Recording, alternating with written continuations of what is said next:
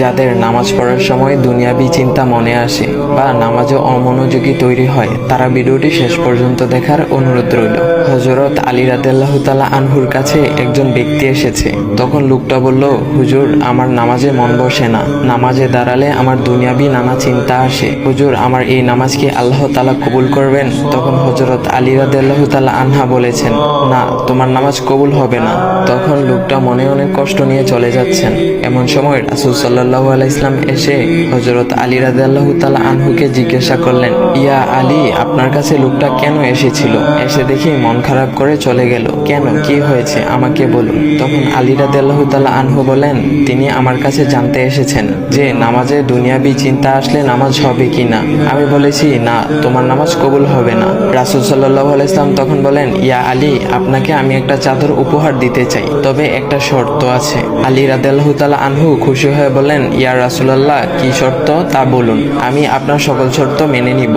বুঝতেই তো পারছেন রাসূল সাল্লাল্লাহু আলাইহি ওয়াসাল্লামের চাদর বলে কথা। তখন রাসূল সাল্লাল্লাহু আলাইহি ওয়াসাল্লাম বললেন, ইয়া আলী, আপনি যদি এই মুহূর্তে 2 রাকাত নামাজ একনিষ্ঠভাবে পড়তে পারেন দুনিয়াবি সকল চিন্তা দূর করে, তাহলে আমি আপনাকে সেই চাদরটি উপহার দেব।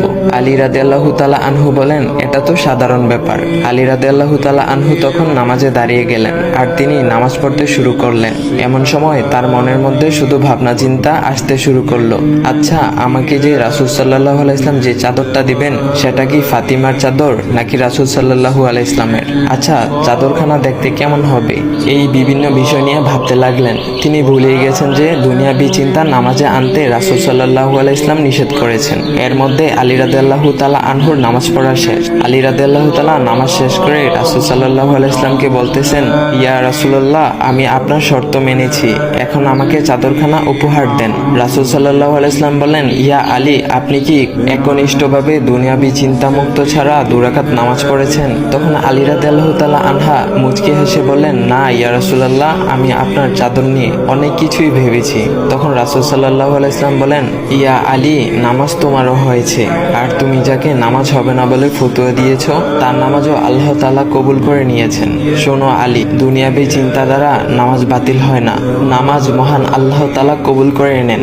সকল ফরজ নিয়ম কানুন মেনে নামাজ পড়লে নামাজ হবে ইনশাল্লাহ। তবে আমাদের সকলের উচিত নামাজ আদায় করার সময় একমাত্র আল্লাহকে স্মরণ করে নামাজ আদায় করা। নামাজে দাঁড়ালে দুনিয়াবি চিন্তা মাথায় আসে, এটা শয়তানের একটা ফাঁদ। আল্লাহ তাআলা আমাদের সকলকে শয়তানের কুমন্ত্রণা থেকে হেফাজত রাখুক এবং সঠিকভাবে মনোযোগের সাথে নামাজ আদায় করার মতো তৌফিক দান করুক। সবাই বলি আমিন। চাইলে ভিডিওটা আপনি অন্যদের কাছে শেয়ার করুন।